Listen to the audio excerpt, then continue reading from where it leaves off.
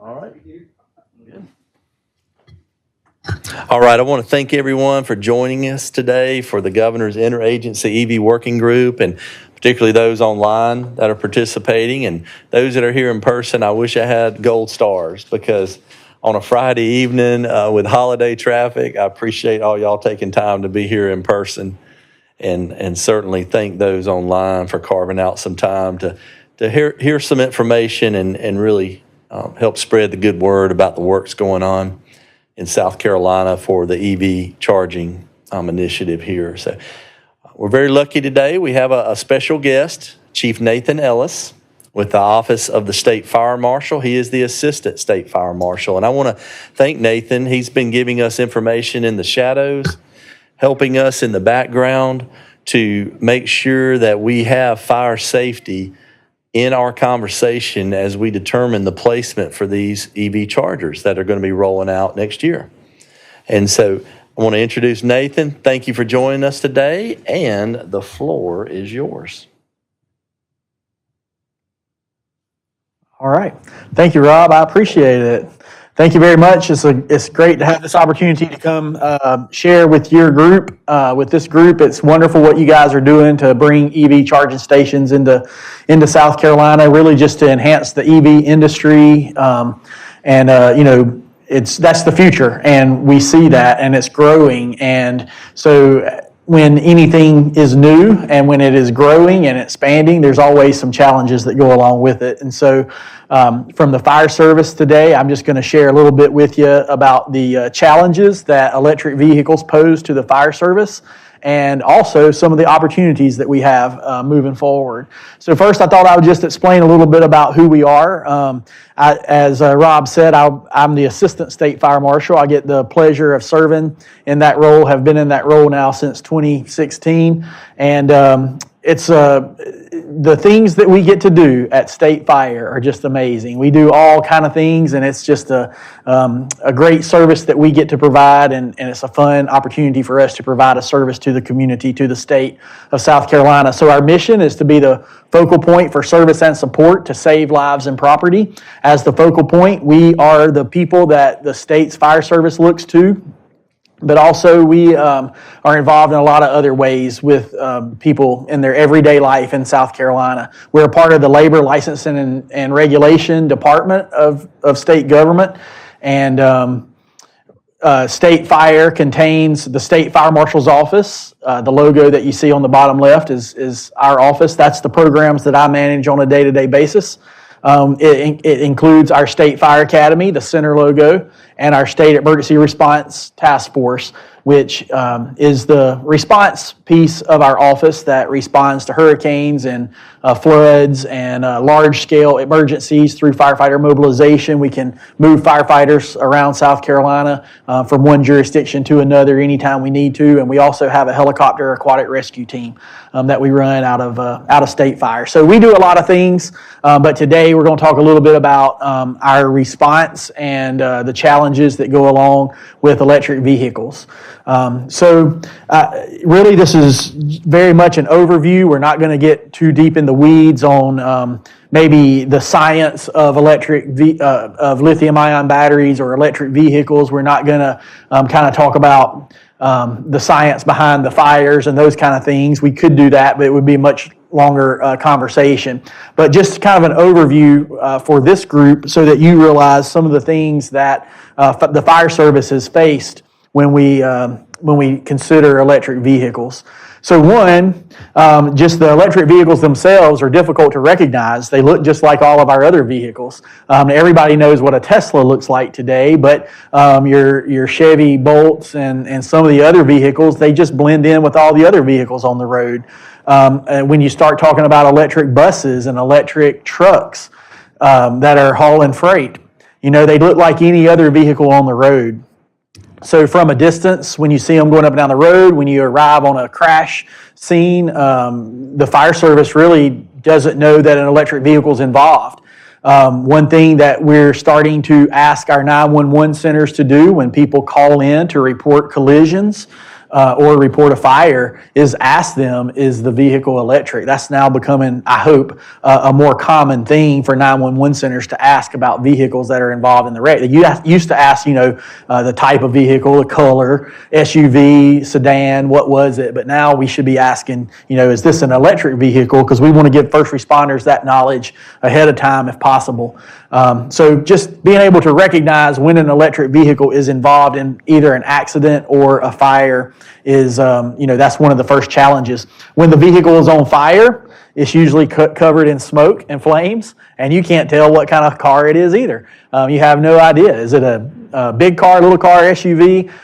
Is it an electric vehicle, or is it a internal combustion engine vehicle? So we'll call those ICE. I'll probably say ICE vehicles sometimes, internal combustion engine. I think everybody here knows what we're talking about there. So it's difficult to recognize the vehicles. The next thing, it's difficult to recognize when a fire might happen. So there's a lot of reasons that lithium-ion batteries and some of the other battery technology that's involved in electric vehicles might have a fire. There's a lot of reasons for that. After the floods with the last hurricane that came through Florida, there's some great YouTube video of a car in a garage. The water level comes in, floods the garage. When the water recedes, the vehicle all of a sudden catches on fire. There's no real ignition the common ignition sources that you would think would cause a fire didn't occur in that case. There's examples of vehicles going down the road and striking road debris, some debris in the road. The debris happens to strike the battery compartment where the batteries are stored on the vehicle as you run over it going down the road. It could be a stick, a log, a piece of metal in the road, right? And several miles later, the vehicle catches on fire.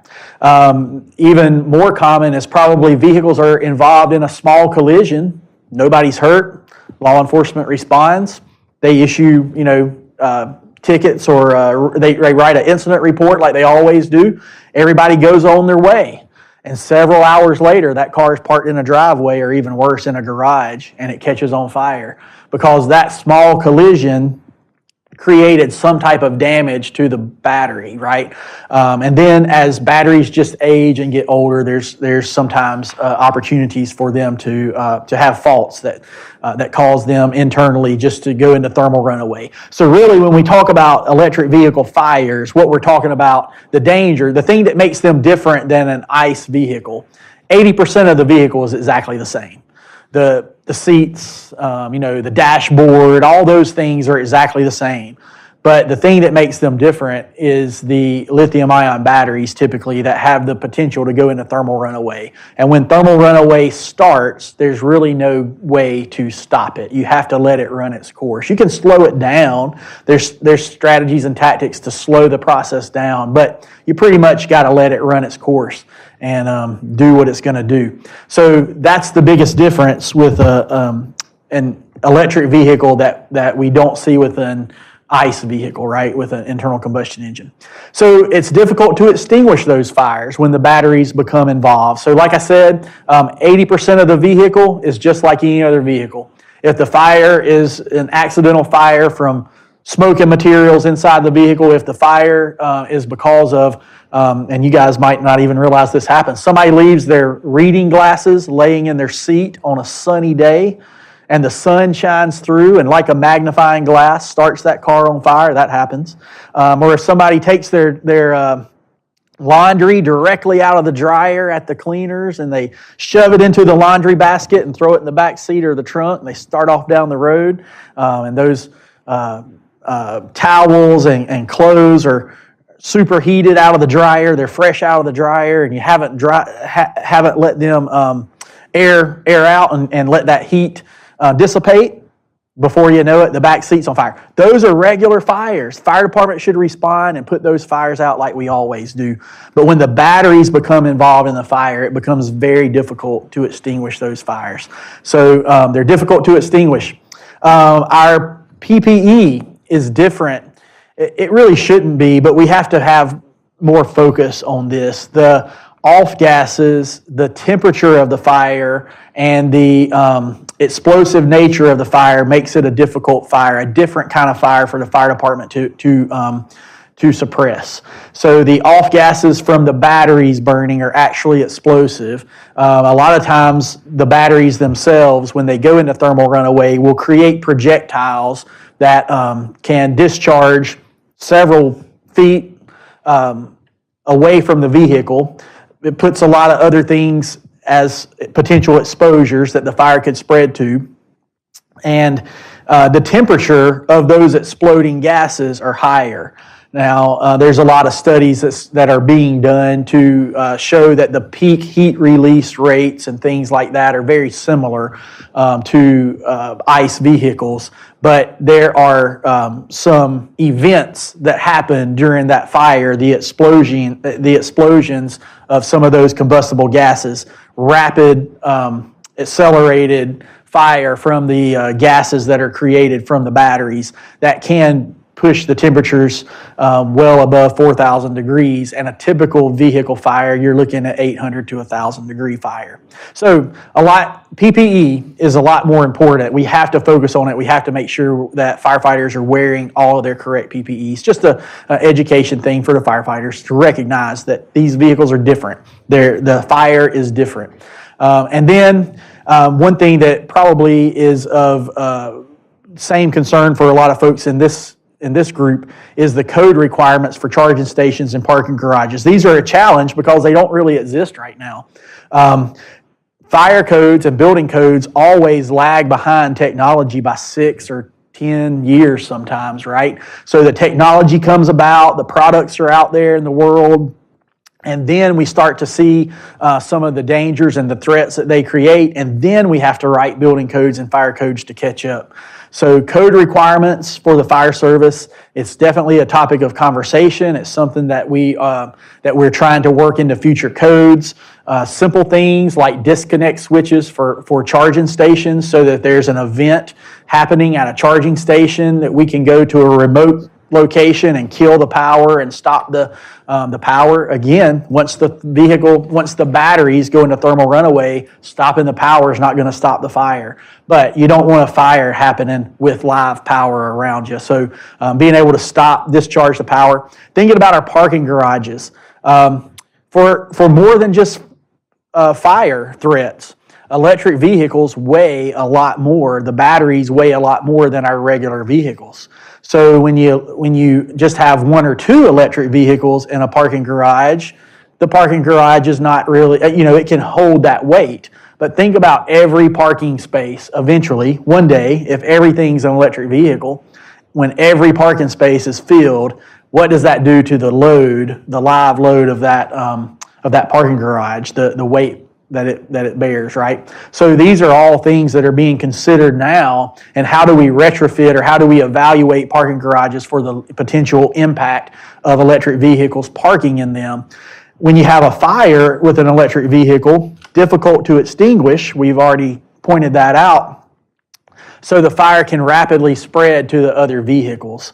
And the more fire you have in that parking garage and the hotter the fire is, and again, there's some debate about the peak heat release rate and what those temperatures are, but when that fire burns against those concrete and steel structures, because that's what our parking garages typically are, then it eventually causes the parking structure to crumble. It's not going to be able to withstand the heat for a long period of time.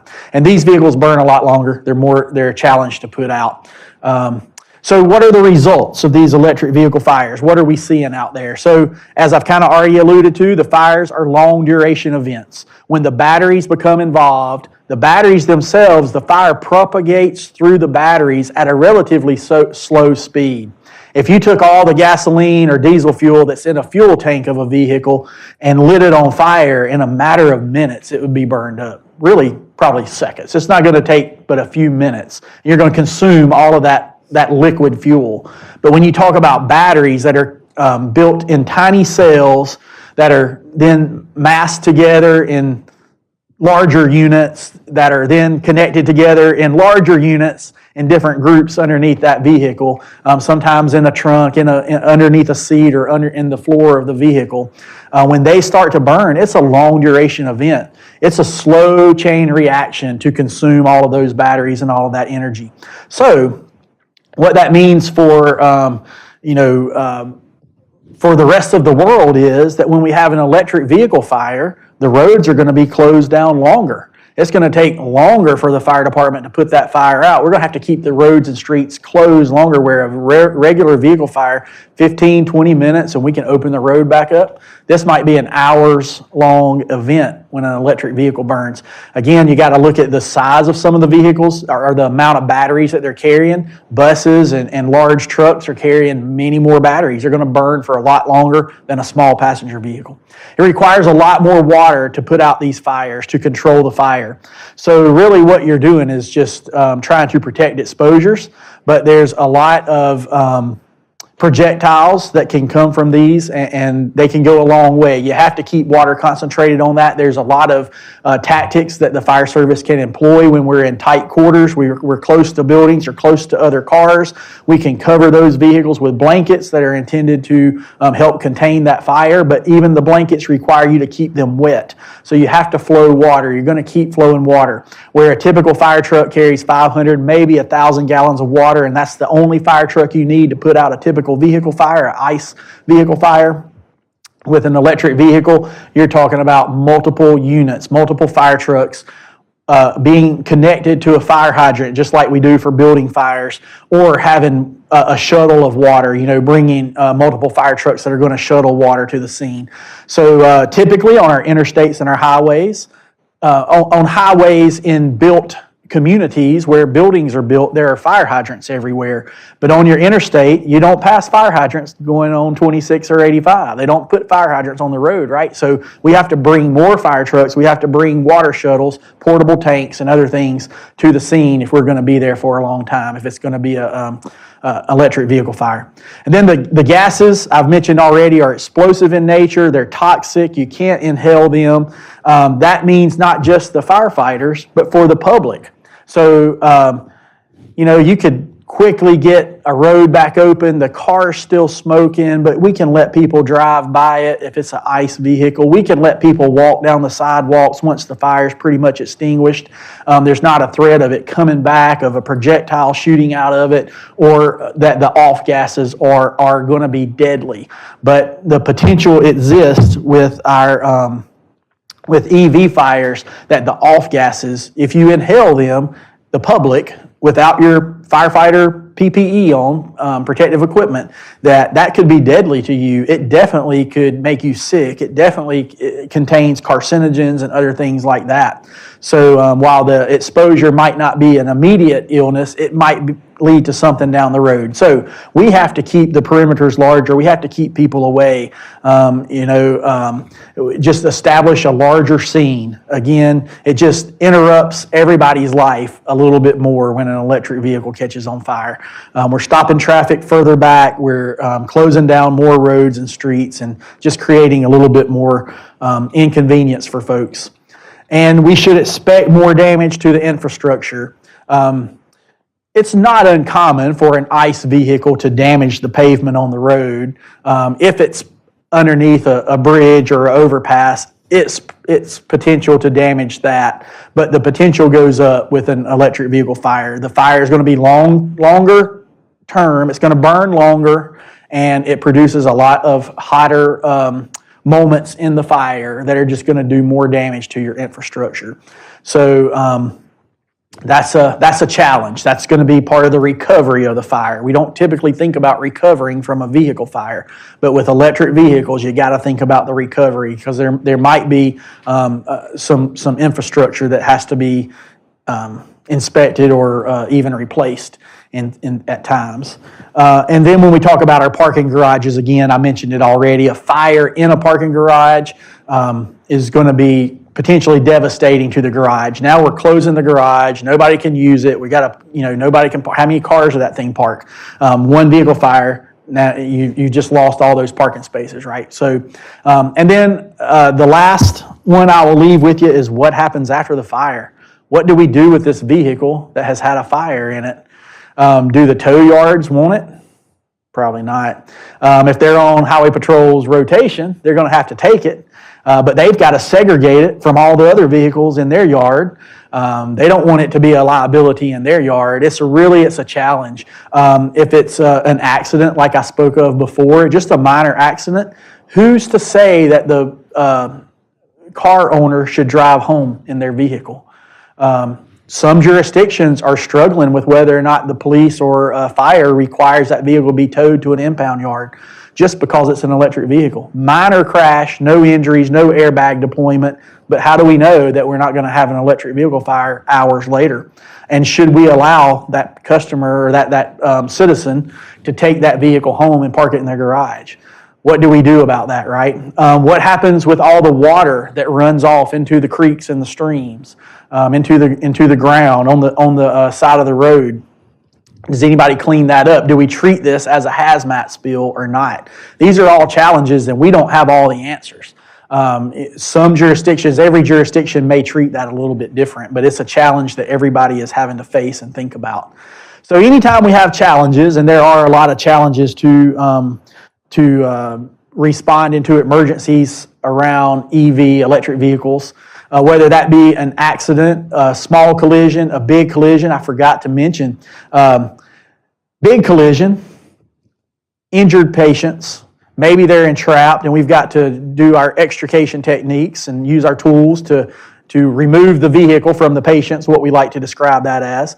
We want to peel back all the metal and be able to remove that patient without causing further injury. But that takes time.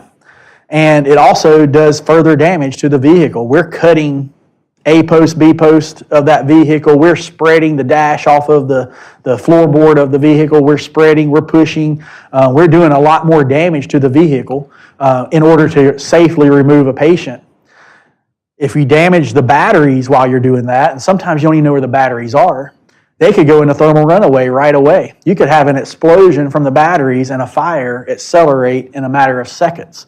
The wreck itself, the accident itself, could cause the batteries to go into catch on fire at any time. So you arrive on scene and you think everything is good, but after you've been there 15 minutes and you've got an EMT in the back seat treating a patient, and you're working on, maybe we call it popping a door. You're working on getting a door open so that you can get that patient out.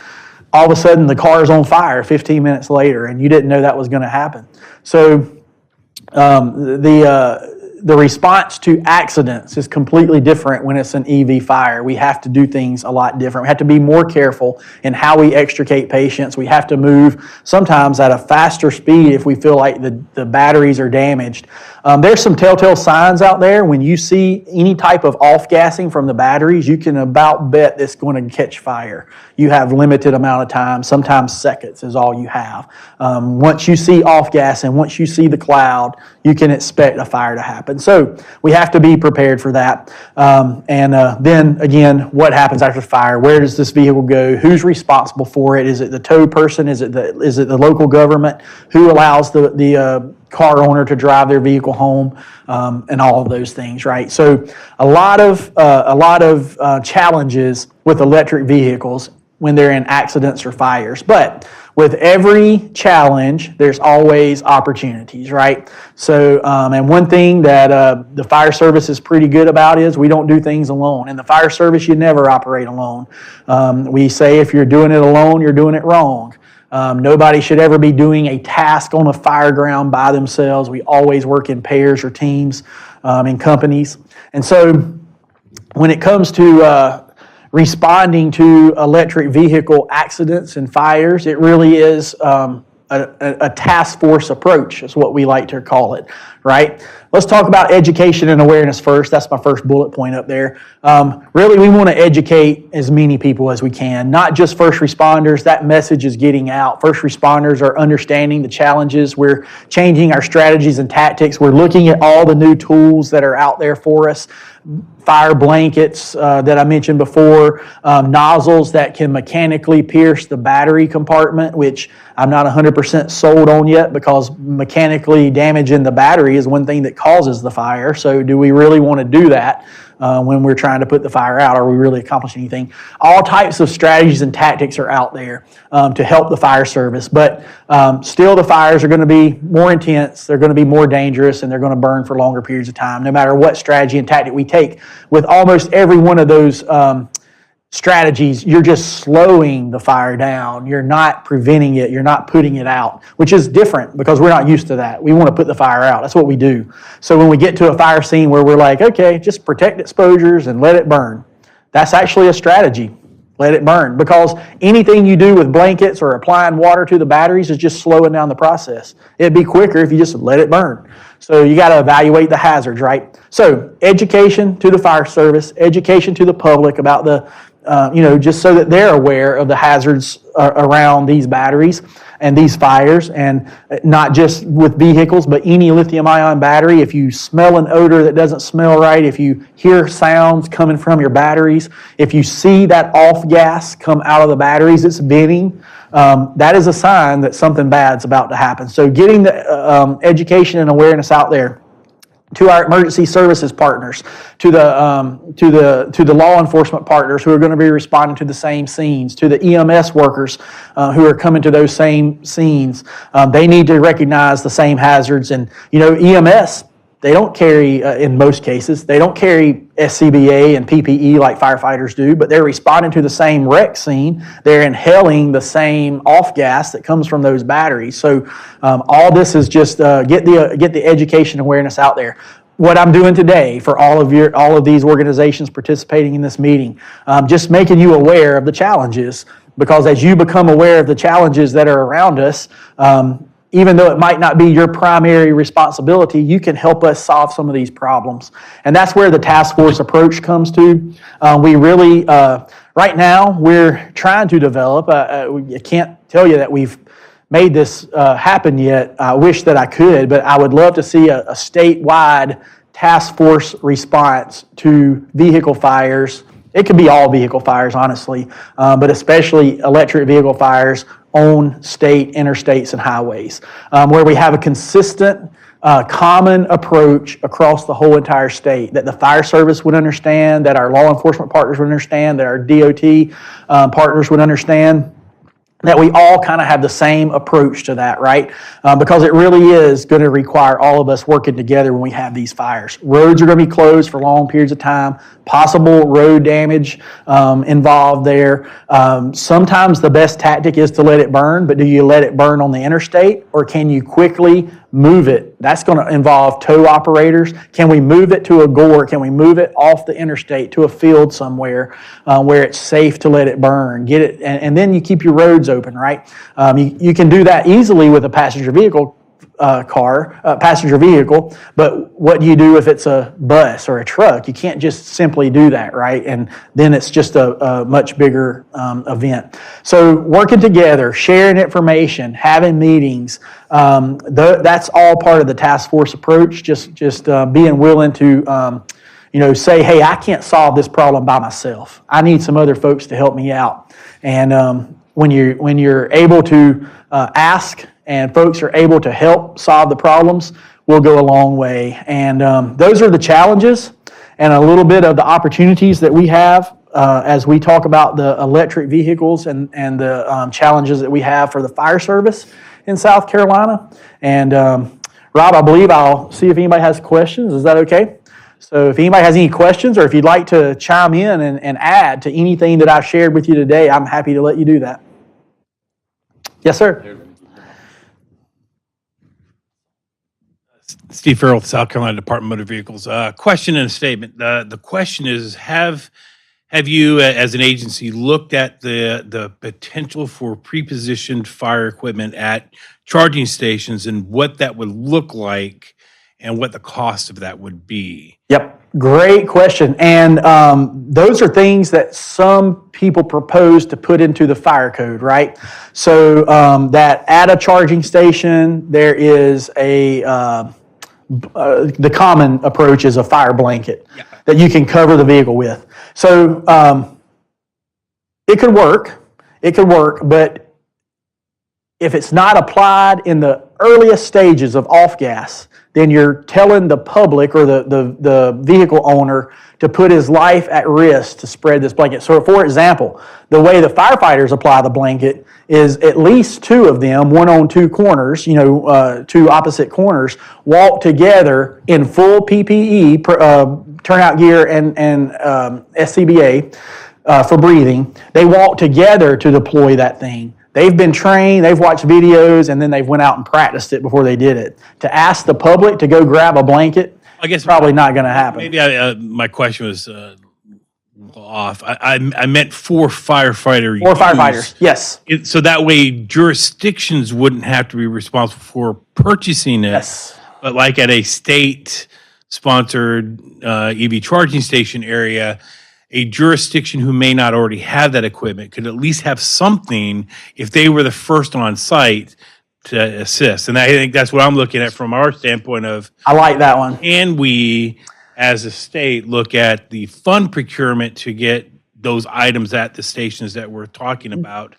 And that is a great opportunity, and that has been discussed as well, that they would be there for fire department use, not for occupant use. That's what. That is great. Yeah, that is a great idea. So I'll let folks know. And again, it depends on which study you read, which week of the year, right? But only around 33% of our fires are happening at the charging station. Still, a third is significant, right? I'll also say that EV fires do not catch on fire. EV fires do not occur as often when you look at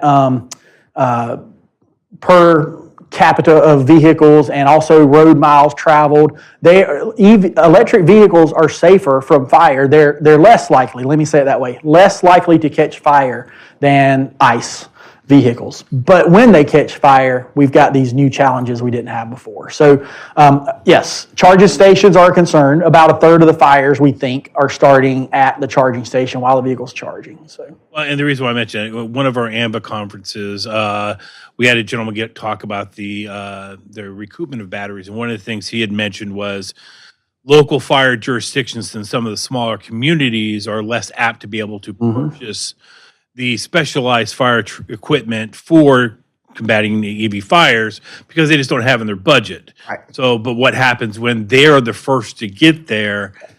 They're basically helpless to do anything, and they just kind of, So, as we look at it from a agency standpoint, as a state standpoint, is there a way we can help assist to it for those 33% of the times, at least provide something versus the status quo as it is right now. So I like that idea. It's a really great idea, and I appreciate you mentioning that. So yeah, one of the things we would need then is a cost estimate for what that kit would look like, and then the cost for it to see if there's federal funds or NEVI funds or state funds available to work that. But. And just like hose and fire extinguishers in some locations and keys and other things that the fire department access, there are boxes out there that the fire department has a key to, the public doesn't access. And the blankets are very expensive and they're difficult for a lot of our small departments to maintain. Once you use them, they will sell you multi-use blankets or single-use blankets. Single-use obviously are least expensive. But when you use a multi-use blanket, nobody can tell us how to decontaminate it. How do you clean it to put it back in the cabinet to be able to use it again? They'll tell you can use it 6 or 8 or 9 times, but there's no procedure, there's no process to decontaminate it and clean it and all that thing. So anyway, lots of choices, a lot of options there, and that's a great idea. That's great. So I guess the next question I have you had any discussions with the Towing Association, Sacramento Towing Association, regarding towing of EV post-crash vehicles? So I haven't had the opportunity yet. I would love to have the opportunity to get in front of them. So I know Ann Wingart, who's part of that association. I can try to facilitate because I think that's you mentioned it and it never really dawned on me. But that's something that I think we need to bring them into the fold of, as the state starts to see more EV vehicles on the roads, even if it's not part of the NEVI plan, there should be some thought and discussion between what you do and what they're going to have to do post fire. Exactly. I love the idea. I appreciate those suggestions.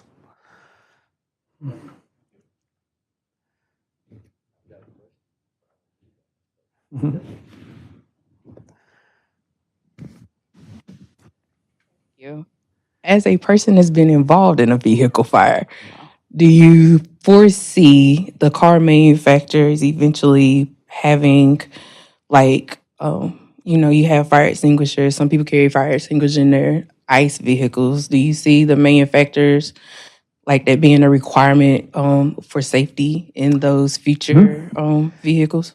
So what I see is the manufacturers recognize that some of the battery technology is more dangerous than others. And there's new technology out there that's making batteries in vehicles more safe. There's, I'm not going to try to explain the chemistry of it all, but there are some battery technologies that will not go into thermal runaway, or that if it goes into thermal runaway, it's not a violent fire or reaction like what we see with the I guess the earlier models of these things, right? So the vehicle manufacturers are doing, I think they're doing a good job. They're doing what they can to eliminate the hazard. So far, I'm not familiar with any fire extinguisher that's going to put the fire out. Again, all we do is slow it. The best way to slow it down is cool it, which is water. Put water on it, it cools it, it slows down the chemical reaction that's happening, that thermal runaway. It's still going to go.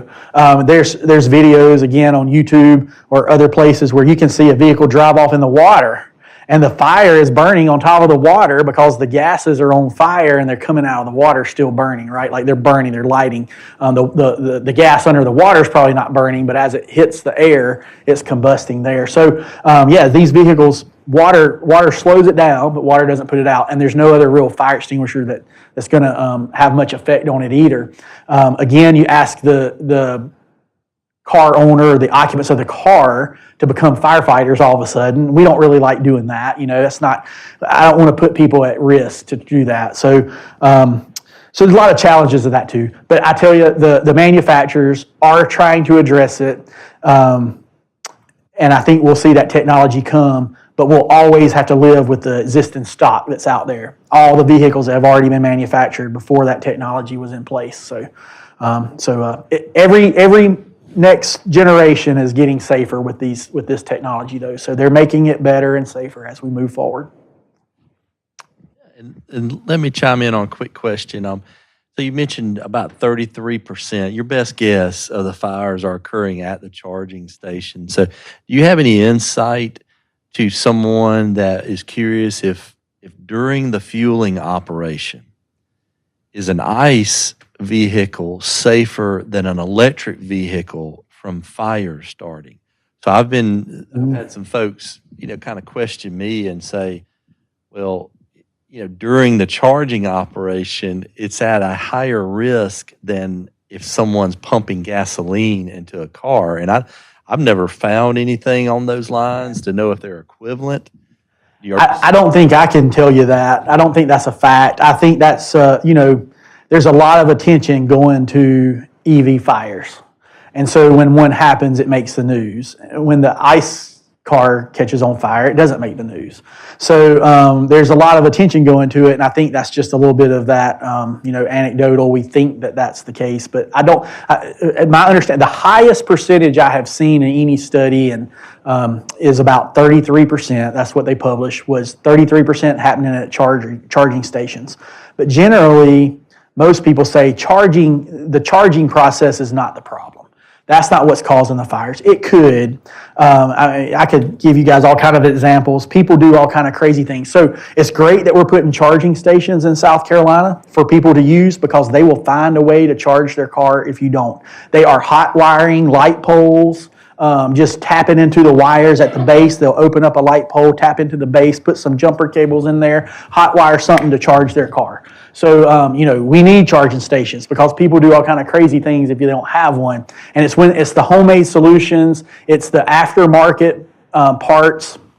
When a charging station maybe has become damaged, and I understand there's a lot of theft with charging stations. If you're not aware of that too, there's a lot of copper there.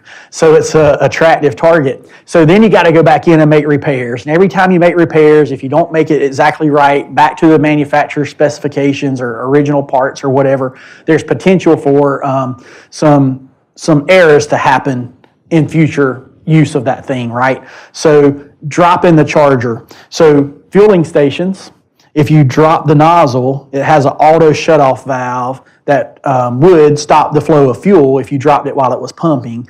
But you drop that nozzle, if you run over it, these are all reasons that when the fire service does an inspection, you take that pump out of service. It can't be used anymore because somebody ran over your nozzle. They dropped it. So what happens to the EV cord when you're done using it? Do you just drop it on the ground? The next car runs over it. This causes damage. This can mess up the charging, So if the energy is not clean going in there, it can cause problems. But back to the auto technology, the automakers, they have technology that senses that, and it will not let their vehicle charge if it's not at the perfect frequency. And I'm, again, not trying to be the scientist here, but if it's not perfect, then the vehicle should not accept a charge. But people are going to find a way to charge their vehicle when they got to charge it, right? So and if that's happening at home and all of a sudden my plug at home's not working, I'm going to find a way, because most folks in South Carolina can figure these things out. They're going to find a way to bypass that safety feature so they can charge their car, right? So we have to just be careful with those kind of things. That's what leads to the damage. I kind of comment on the charging station issue. And I was looking at in the conversations I've had before in the past is because the design of the charging station apparatus being a long-term facility, so to speak, and having shopping areas and otherwise, there's a huge potential for multiple EVs being located along a string of line that if one catches fire, then you may have a potential for a catastrophic event across multiple vehicles. And I think that's where I was going with trying to provide safety equipment there on site, because I'm thinking of driving 26 to Georgia, and I'm passing Aiken and Edgefield, and those, they probably don't have the resources to be able to handle such a large fire at a charging station. And that's where I was kind of going at, is the runaway effect of potential multiple EV vehicles, that just because one caught on fire and there's nobody around, everybody else is eating or shopping or doing whatever that we've established as the stuff that they could do while their vehicle is charging for 3 hours. Right. That's the logic that I was going around, not just the individual charge, but the potential for the other vehicles around it potentially. 100%. No, that's great. And I know Rob and I have talked about some of the strategies for charging stations, just, not putting them close to the buildings, putting them on the other side of the parking lot, move them away. I understand. I do not know this fact or not. I maybe shouldn't even share it, but I heard that State Farm, an insurance company, removed all of the electric charging stations out of its parking garage and put them back out in the parking lot, right? So they removed them. And so if an insurance company is doing that, they may have recognized a loss at some point, and that drove their decision making. I don't know. But so moving them away from the buildings, keeping them away from the driveways, the entrances, and the main streets and thoroughfares, putting on the other side of the parking lot. That way, if you do have a fire, you don't have to close the street. You may not have to close the driveway in the parking lot, and the business can stay open. And it's away from other vehicles as far as possible, definitely away from the building. So those are all strategies for charging stations, where to put them and that kind of thing. Yep. Well, I want to thank you, because your wealth of knowledge. I appreciate you sharing with us. We had about 30 viewers online, so pretty robust crowd watching. You reached a lot of folks today, and in terms of the work you're doing, thank you so much for working on the codes.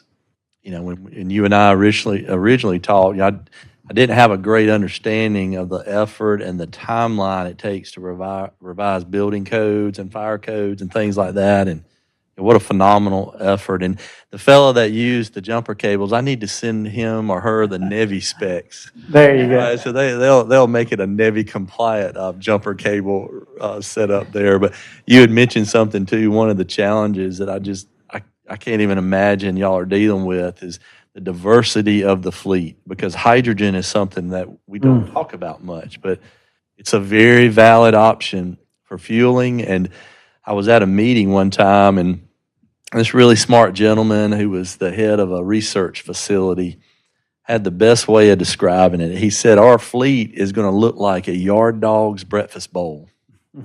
And, I kind of understood what he meant. It was kind of a crude way to say it, but it's going to be a little of this, a little of that, a little more of this, a sprinkling of that.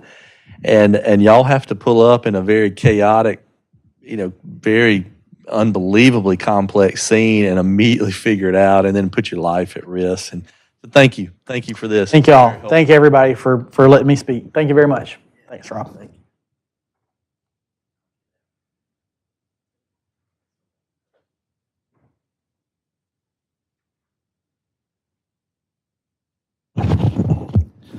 Too, in terms of the interstate, something that a lot of folks don't realize is when, you catch our attention in a big way when you talk about the duration and intensity of the fires, because not only is it the obvious threat to the life safety features right then and there, but it's a huge economic impact. And that's why, we get calls all hours of the night at DOT when an interstate is impacted, because if stuff cannot get to the port, that's an easy example, right? If BMW or one of our big manufacturing facilities in the state has a deadline to meet, and that has to be somewhere at a certain time to reach its destination, and that interstate shut down, and it becomes a huge threat to the economy of this state. So I appreciate your visibility and awareness into that. So next, I'm going to introduce Glenn Bramlett to start giving us kind of an overview of where we're at right now with NEVI. And for those of you that don't know Glenn, I'm evolved into just a significant teammate of mine at SCDOT. The magnitude and abstract nature of this program meant we needed some people. We needed hands and feet, and so Glenn sits right there near me, and probably wished he didn't sit near me in the office, because I was able to reach across the hall there and kind of poke him and tag him, but he's done an absolutely phenomenal job. So I'm going to turn it over to you. Thank you. It's a pleasure to be able to give an update to everyone. And I gave an update at the recent ACEC conference, and I joked with everyone that, if you work for the state, there's that little bit of your description. It says 5% additional duties, and my 5% sometimes seems like 75%. So, but I really enjoy the NEVI stuff. And one more thing I wanted to add was that I wish that I had heard the fire marshals thing, back when my kids were little, because whenever they would take their clothes out of the dryer and just throw them on the bed, I would say, hey, it's a fire hazard. You guys need to put your clothes away. So that would have been nice to have some of that information to get them to move a little bit quicker. So again, my name's Glenn Bramlett. By day, I'm the state encroachment permit engineer, and 75% of the rest of the time, I'm Rob's teammate for the NEVI formula program. So I wanted to be able to give everybody an update and let you know where we're at so far. Those of you who've been part of our EV working group, you've been along the ride with us and seen everything that we've been able to do so far. And I shared this slide back in June, and I feel like it needs to be repeated because it shows a trend. And that trend is that EVs are here to stay. They're going to continue to grow. And one interesting thing about this is that this is only the battery EVs. This data does not include hybrids. So if you include the hybrids in there, the number goes way up. So EVs are trending, in the positive direction. And so, having this EV working group and then turning into, ultimately the infrastructure, it's going to be very important. So with everything that we did last year and then working up to now, we've identified that there's definitely a need for infrastructure. And so where we're at right now and what we're continuing to work on is quite a bit. One of them is the industry kickoff webinar that we had back in April, but we're continuing to do that. We're taking a lot of the information that we got from that, and we're continuing to progress forward. Another thing is the live virtual public meetings. We continue to hold this EV working group live. We're also holding, every chance that we get to have other public meetings that are online, and then also taking advantage of the different conferences that we go to, where we can share information that we have about EVs. We're also targeting the industry by holding site host engagements. Again, we did that earlier in the year, but we're continuing to do that.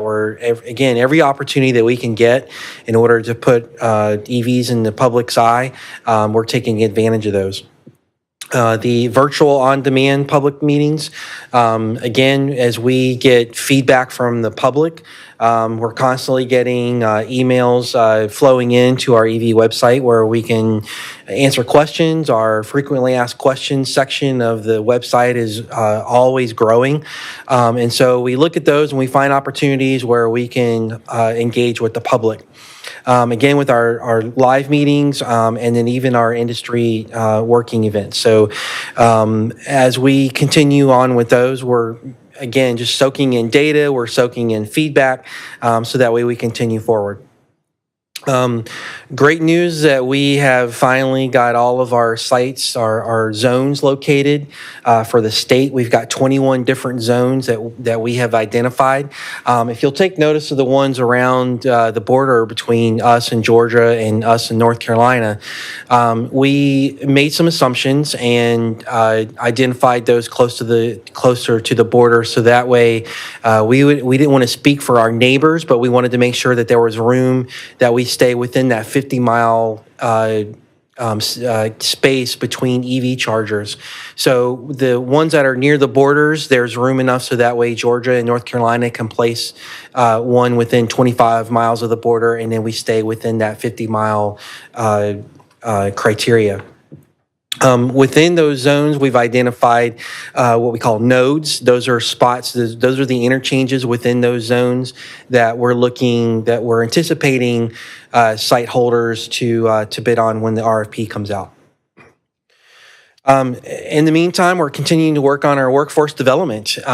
We are preparing for EVITP certification reimbursements. We've been working with our teammate HDR in order to set up something on the website so that way interested South Carolinians can get their EVITP certification and then get some reimbursement for that. And not only for the test itself, but even the training that goes with it. So we are setting that up so that way people can come to the website, they get information from the EVITP website itself, but then also we guide them along the process and how they can get reimbursed for that certification. Our stakeholder expansion, again, we've got the industry page on our website, and we're inviting people to be a part of that database.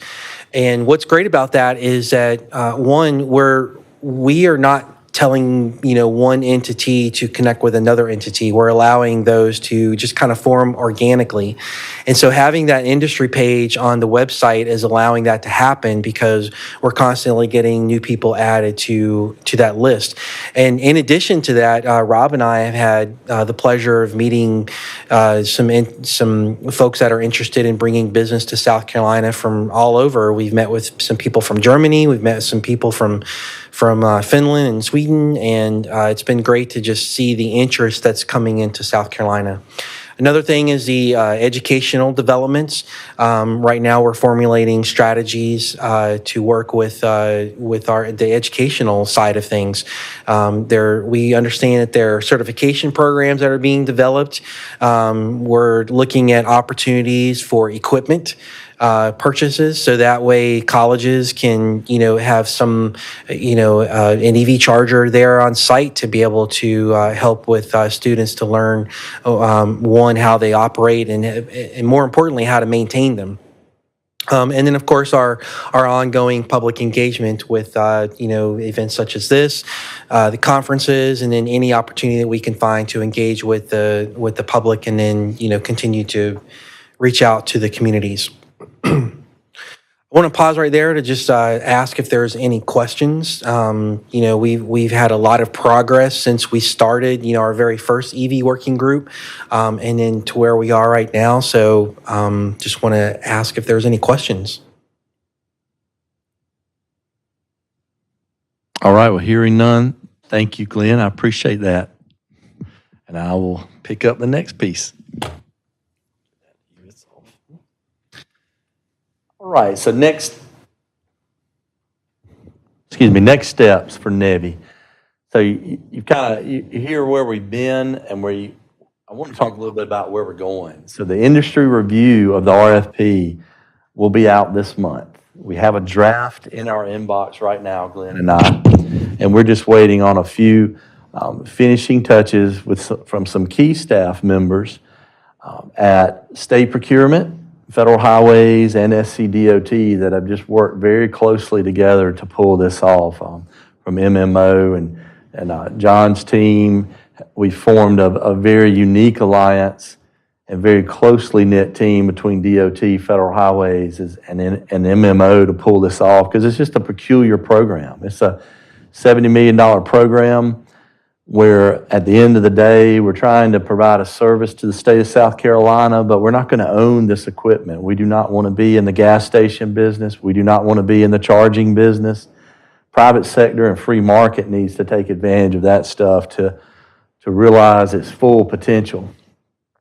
And I heard some things today that are going to make us go back and revisit some of the technical specifications. Just the conversation between Nathan and Steve today, really, it just makes you realize there's always opportunity to polish what we do to be a role model for how these charging stations are going to go forward in the state. And we just have to make sure it's federally eligible. And it's a sizable pot of money, and we want to make sure what's out there is going to be highly relevant and really serve as the industry standard for how to do it right. So that's going to be submitted soon. At the end of when I speak here, I'm going to give you the website and the email address that you can reach out for more information, but more importantly, register for updates, because if you're registered on the website to receive updates, you'll receive a notification when that industry draft goes out. So the plan for that is we're not going to crunch people's time during the holiday season and only give them a couple weeks during Christmas to look at it. We're going to continue to allow that review to occur well into January, at least the middle of January, if not a little longer, so the industry can tell us what they want us to shape and mold in that RFP to allow it to be more competitive and more appropriate for what industry is looking for. And we have to hold that fine line with the government requirements. And then we'll edit the RFP to incorporate the industry feedback that we can, that's appropriate, with the goal of then releasing it in the first quarter of next year, no later than March, for competition. And we've had to move this date several times, and the primary reason has been the complexity of the RFP and the procurement process for this unique program. So the team that has been put together for it has diligently met on numerous occasions and made this a very high priority, but we're constantly kind of ebbing and flowing to meet federal requirements, state requirements, and put a package out on the street. So I feel like we're there. The team has bonded real well to put together a solid product, anxious to get it out. When that RFP is released early next year in the first quarter, that's when the competition starts.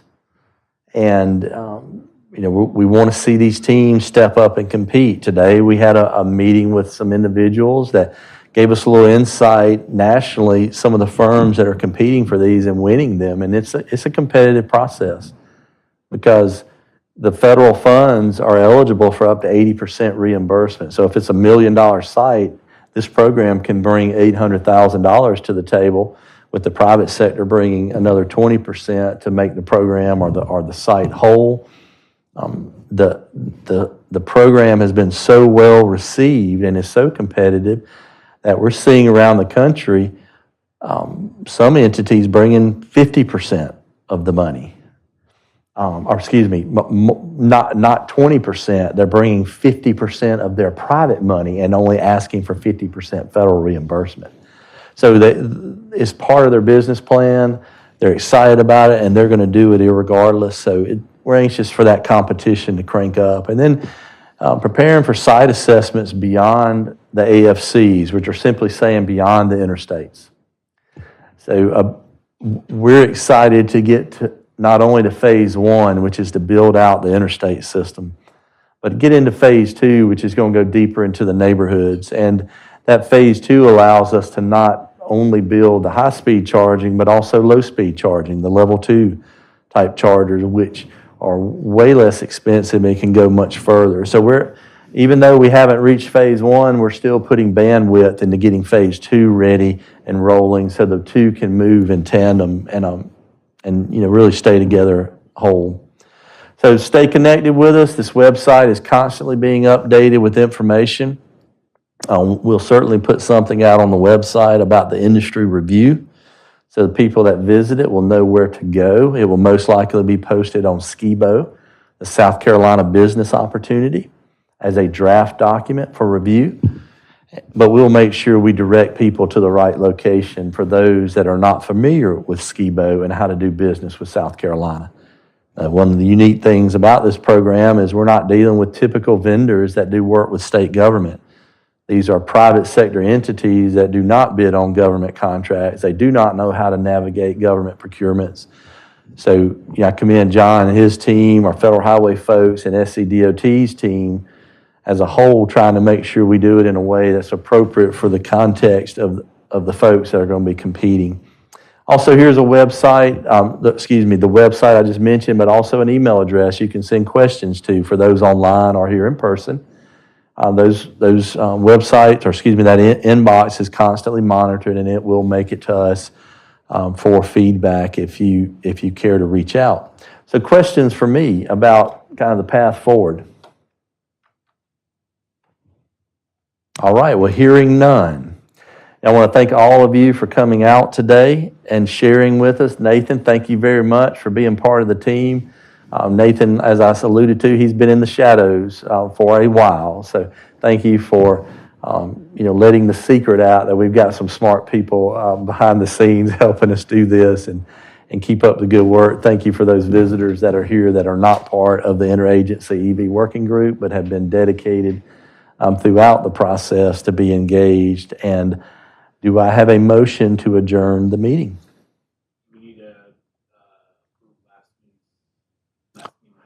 Well, what we do is, since it's live streamed, I just put them out on there. We kind of stop the formality, and it's good. Good question. And we have a second. Any discussion? Hearing none. The meeting is adjourned at 3:02 in the afternoon. Thank you very much.